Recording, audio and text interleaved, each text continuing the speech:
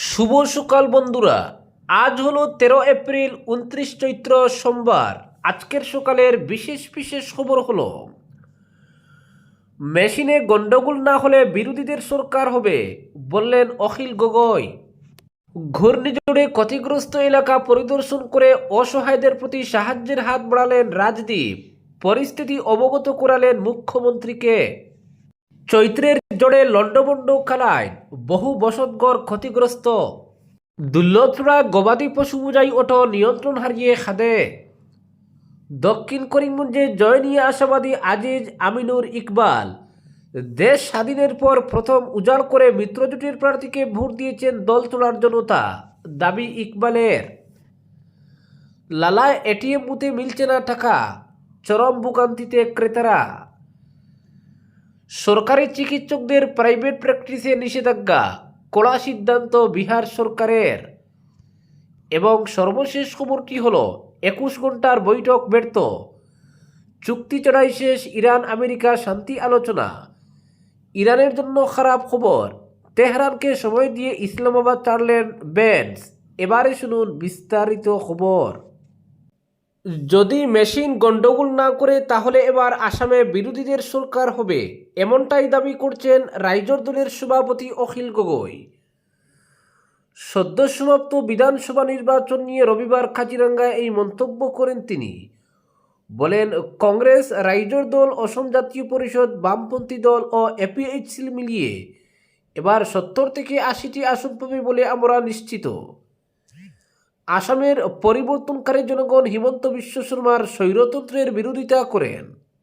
তারা আসামে ফের বাক স্বাধীনতা ঘুরিয়ে আনতে চান, গণতন্ত্র প্রতিষ্ঠা করতে চান।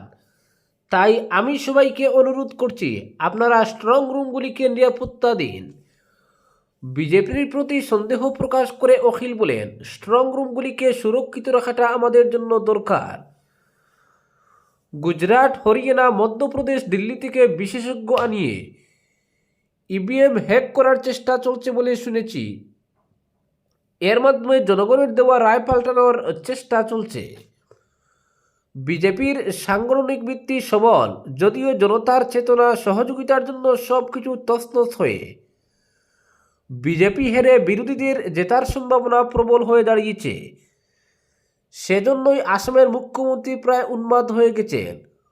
কখনো সংবাদ মাধ্যমকে আক্রমণ করেছেন, আন্তর্জাতিক সংবাদ মাধ্যমও বাদ পড়েনি। এটা প্রমাণ করছে আসামের মুখ্যমন্ত্রী অস্থির হয়ে পড়েছেন, মানসিক ভারসাম্য হারিয়েছেন। ক্ষমতা থেকে সরে যাবেন ভেবে তিনি অস্থির হয়ে পড়েছেন। ক্ষমতা থেকে সরে গেলে সবচেয়ে বেশি বিপদে পড়বেন, এটা জানা মুখ্যমন্ত্রীর।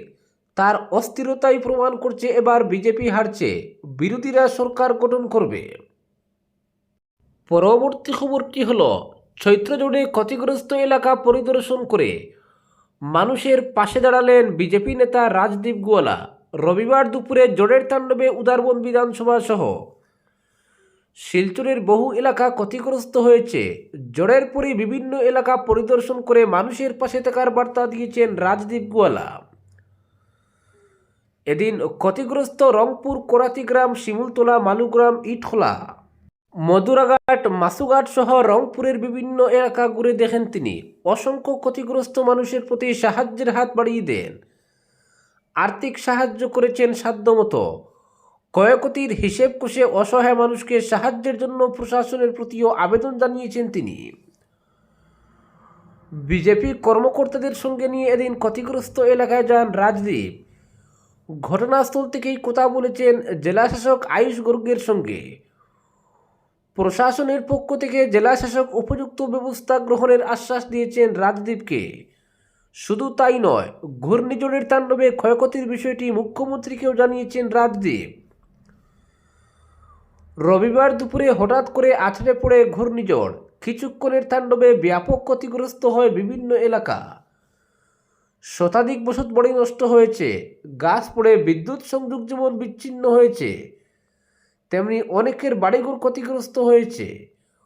ফলে তৎক্ষণাৎ ব্যবস্থা গ্রহণ করতে প্রশাসন এবং এপিডিসিএল কর্তৃপক্ষকে অনুরোধ করেন রাজদীপ।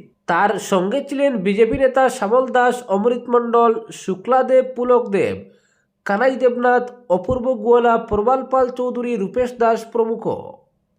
পরবর্তী খবরটি হলো, রবিবার সকালে দক্ষিণ দুর্লভচূড়ার কোনো এক গ্রাম থেকে একটি গরু অটোতে করে রাতাবাড়ি বাজারে নিয়ে যাওয়ার পথে দুর্ঘটনার কবলে পড়ে। ঘটনাটি সংঘটিত হয় দুর্লভচূড়া সৎসঙ্গ মন্দিরের সামনে সকাল আনুমানিক 9টায়। জানা গেছে, অটোতে গরুসহ ছিল একটি ছোট বালক ও চালক। গাড়িটি নিয়ন্ত্রণ হারিয়ে পড়ে যায় পূর্ত সড়কের লাগোয়া খাদে। পরে ঘটনাস্থলে লোকজন জড়ো হওয়ার আগেই চালক আহত গরু ও ছেলেটিকে নিয়ে স্থান ত্যাগ করে। খবর পেয়ে পুলিশ ছুটে গিয়ে দুর্ঘটনাগ্রস্ত অটোকে থানায় নিয়ে যায় বলে খবর পাওয়া গেছে। পুলিশ অটো মালিক এবং চালকের সন্ধানে নেমেছে। পরবর্তী খবরটি হলো, দক্ষিণে জয় নিয়ে আশাবাদী আজিজ আমিনুর ইকবাল। দক্ষিণ করিমগঞ্জ বিধানসভা কেন্দ্রের 15 জন প্রার্থীর ভাগ্য ইভিএম বন্দী হয়েছে 9 এপ্রিল। 15 প্রার্থীর মধ্যে মূলত প্রথম, দ্বিতীয় ও তৃতীয় কে হচ্ছেন, এ নিয়ে হাট বাজারের চায়ের দোকানে চলছে জোর চর্চা। যদিও কে জিতবেন তার কোনো নিশ্চয়তা নেই, তবুও যে যার মতো অঙ্ক কষে নিজের সমর্থিত প্রার্থীকে বিজয়ী করছেন। বর্তমানে প্রার্থীরা শান্তিতে বিশ্রাম নিচ্ছেন, কিন্তু সমর্থক সহ ভোটারদের মধ্যে উৎকণ্ঠা বেড়েই চলছে। এবার ভোট গণনার জন্য শক্তপোক্ত কাউন্টিং এজেন্ট নিয়োজিত করতে দৌড়ঝাঁপ চালাচ্ছেন একাংশ প্রার্থী। কার পক্ষে গেছে গণদেবতার রায়, প্রার্থীদের বিরুদ্ধে দলীয় অন্তর্কুন্দলে কতটুকু লোকসান হয়েছে, ভোট প্রচারে কার খামতি ছিল কোথায়, এসব নিয়ে চলছে আলোচনা পর্যালোচনা।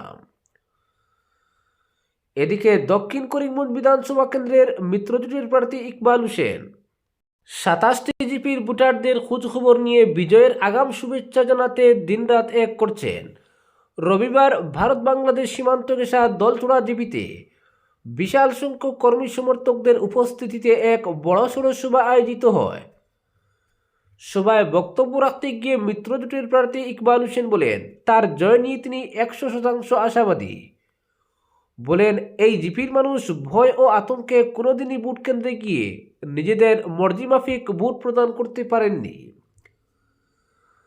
কিন্তু এবার দলছড়া জিপির মানুষ স্বাধীনতার দীর্ঘ বছর পর এবার প্রথমবারের মতো প্রার্থী চয়ন করে বিনা বাধায় উজাড় করে স্বতঃস্ফূর্তভাবে নিজেদের ভোটাধিকার প্রয়োগ করতে পেরেছেন।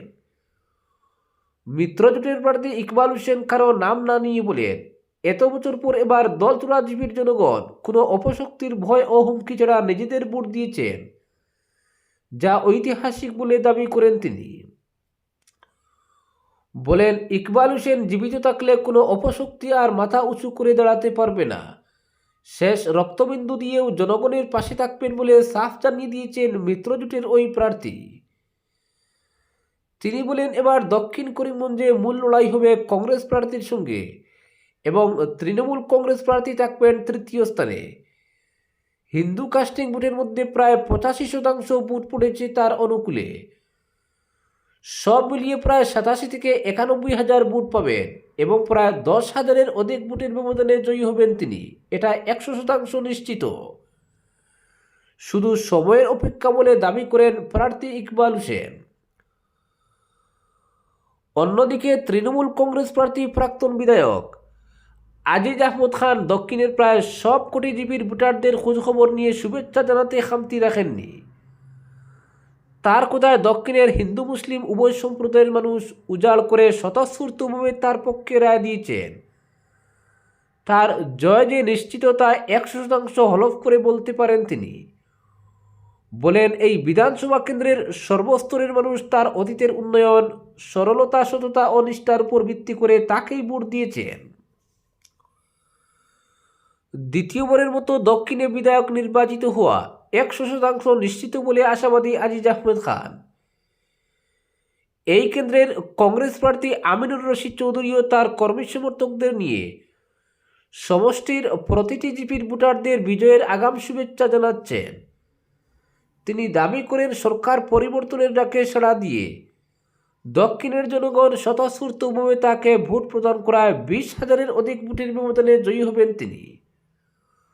বলেন, তার লড়াই হবে মিত্রজোটের প্রার্থীর সঙ্গে, তবে তৃণমূল কংগ্রেস থাকবে তৃতীয় স্থানে।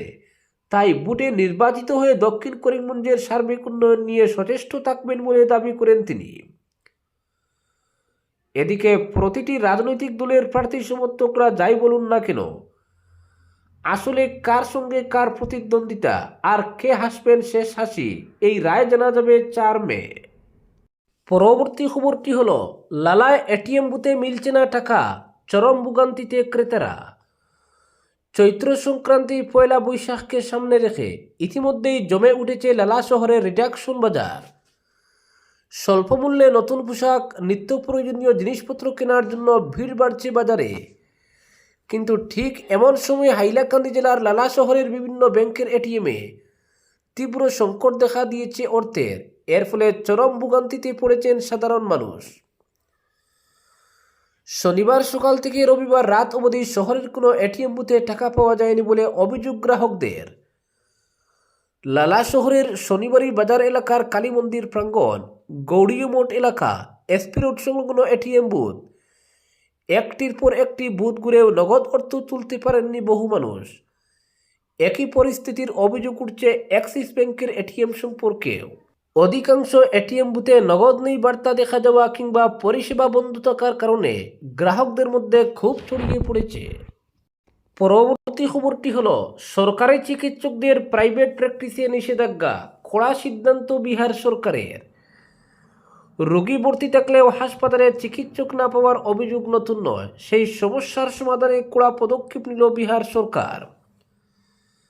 এবার থেকে সরকারি হাসপাতালে কর্মরত চিকিৎসকরা আর বেসরকারি চেম্বারে রোগী দেখতে পারবেন না, এমনই নির্দেশ জারি করা হয়েছে। মুখ্যমন্ত্রী নীতিশ কুমারের সরকার জানিয়ে দিয়েছে, সরকারি চিকিৎসকদের পুরো কর্মসময়ে সরকারি হাসপাতালের রোগীদের চিকিৎসায় ব্যয় করতে হবে। ডিউটির পাশাপাশি বেসরকারি প্র্যাকটিসে যুক্ত থাকা আর চলবে না।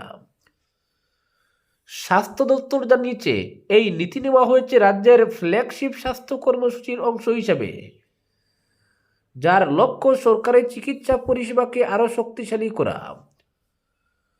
নির্দেশিকায় স্পষ্ট বলা হয়েছে, সরকারি বেতনভোগ কোনো চিকিৎসক ব্যক্তিগতভাবে চিকিৎসা পরিষেবার সঙ্গে যুক্ত থাকতে পারবেন না। তবে চিকিৎসকদের আর্থিক ক্ষতির বিষয়টিও বিবেচনায় রাখা হয়েছে। সরকারের পরিকল্পনা অনুযায়ী চিকিৎসকদের জন্য বিশেষ ভাতা চালুর কথা ভাবা হয়েছে, যা নন প্র্যাকটিসিং অ্যালাউন্স নামে পরিচিত। এই ভাতা চালু হলে ব্যক্তিগত প্র্যাকটিস বন্ধের ফলে আয়হানির কিছুটা ক্ষতিপূরণ দেওয়া হবে। এই নিয়ম শুধু জেলা হাসপাতালে নয়, রাজ্যের সমস্ত সরকারি মেডিকেল কলেজ ও হাসপাতালের চিকিৎসক এবং শিক্ষক চিকিৎসকদের ক্ষেত্রেও প্রযোজ্য হবে। Bihar health services cadre, Bihar medical education service cadre এবং ইন্দিরা গান্ধী ইনস্টিটিউট অফ কার্ডিওলজির সঙ্গে যুক্ত চিকিৎসকদের ক্ষেত্রেও প্রযোজ্য হবে এই নিয়ম। মেডিকেল কলেজের অধ্যাপক ও সিনিয়র চিকিৎসকরাও এই নিয়মের বাইরে নন। উল্লেখ্য, জানুয়ারি মাসে গঠিত একটি বিশেষজ্ঞ কমিটির সুপারিশের ভিত্তিতে চিকিৎসা পরিষেবার মানোন্নয়নে এই সিদ্ধান্ত নেওয়া হয়েছে। এই কমিটির নেতৃত্বে ছিলেন ডক্টর রেখা ঝা। সরকারের তরফে জানানো হয়েছে, মুখ্যমন্ত্রীর দীর্ঘদিনের পরিকল্পনার অংশ হিসেবে এই সিদ্ধান্ত কার্যকর করা হয়েছে। উদ্দেশ্য একটাই, সরকারি হাসপাতালে রোগীদের নিরবিচ্ছিন্ন ও মানসম্পন্ন চিকিৎসা নিশ্চিত করা। আজকের বিশেষ সংবাদ এখানেই সমাপ্ত।